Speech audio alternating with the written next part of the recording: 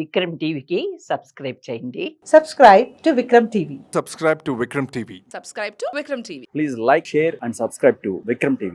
Sir ఇప్పుడు రాబోయే కాలంలో కూడా చూస్తే గనక మనకు ఎక్కువ కల్తీ ఎందులో ఉండబోతుంది సార్? అండ్ మీరు ఇప్పటిదాకా చూసిన దాంట్లో ఎక్కడ ఉంది ఎక్కువ కల్తీ?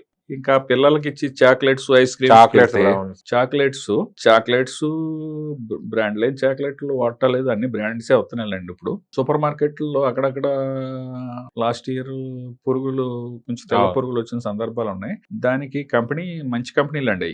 వాళ్ళు ఏమి కంపెనీ మేము ఛానల్ అంతా చెక్ చేసాం.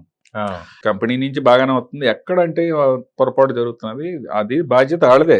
సేలు రిటైల్ అవుట్లెట్ కి వచ్చేటప్పటికి, ఒక సూపర్ మార్కెట్ లో డిస్ప్లేలోకి వచ్చేటప్పటికి కరెక్ట్ గా ప్యాకింగ్ అది కరెక్ట్ గా ఉందా లేదా అనేది చూసుకునే పెట్టాలి. కొంత అజాగ్రత్త జరగటం వల్ల ఎక్కడంటే మీకు కనీసం ఒక 10-15 పాయింట్లు మారితే గానీ మన స్థాయి దాకా సేల్ కి రాదండి. అదే ట్రాన్స్పోర్ట్. అవును, అక్కడ ఎక్కడో దగ్గర కనపడకుండా టీర్ అవుతా ఉంటాయి. చినిగిపోవడం వల్ల, చినిగిపోతే ఏమవుతుంది అంటే అది స్వీట్నర్ కదా, ప్లస్ అందులో మిల్క్ క్రీమ్ అది ఉంటది, అది తేమ అది వెళ్ళి పురుగు పట్టి ఆస్కారం ఉంది.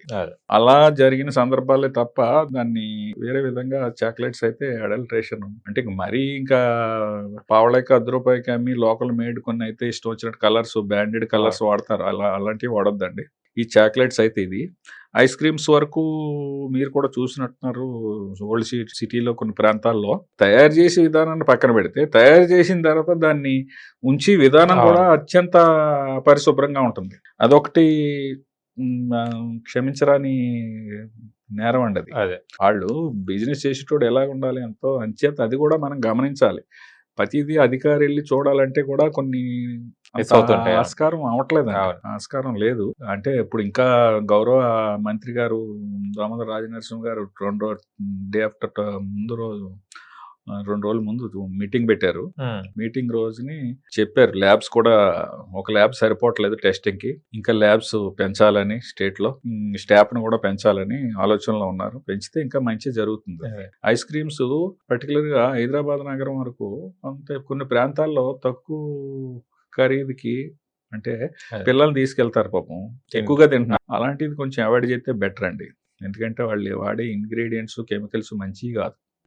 ప్లస్ అది కూడా both chemical and bacteriological contamination ఎక్కువ ఉంటుంది ఐస్ క్రీమ్. అంతకంటే ముఖ్యమైన విషయం ఏంటంటే మైనీస్.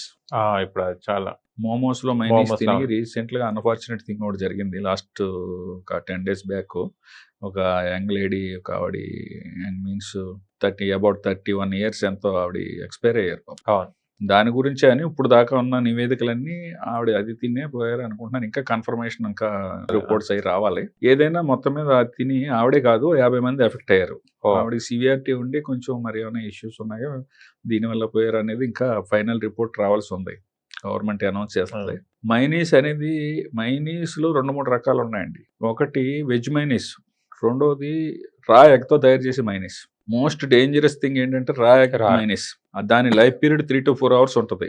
మామూలుగా బాగా తయారు చేసి ఐజినిటీలో తయారు చేసి చక్కగా క్వాలిటీ 100% క్వాలిటీ ఉన్నది. ఇప్పుడు గత 2 సంవత్సరాల నుంచి కనీసం ఈ హైదరాబాద్ GHMC పరిధిలో, మహానగరం హైదరాబాద్ లో మీకు 10 to 15 ఎక్కువ ఫుడ్ పాయిజన్ కేసులు అయినాయి, అన్ని మైనస్ వల్లే.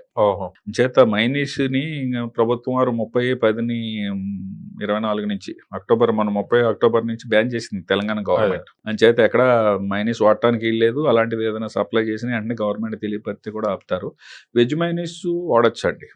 ఆ మైనస్ వాడి ఇది లేదు, ఎందుకంటే అది ఎక్కువగా గుడ్ నుంచి తయారు చేస్తున్నారు కాబట్టి ఆ గుడ్డు కూడా ఆ తయారు చేసే వాళ్ళు కూడా కనపడదు. పొరపాటు ఎక్కడ జరుగుతున్నదో కూడా వాళ్ళు కూడా గమనించలేరు.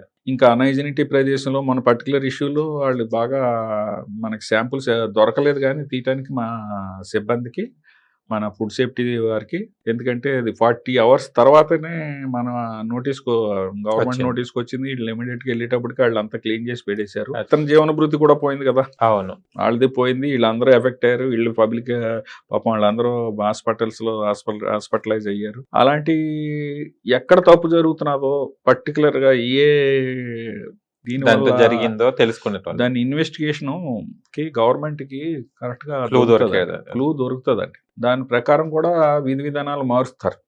ఎటువంటి చర్యలు తీసుకోవాలి, ఎటువంటి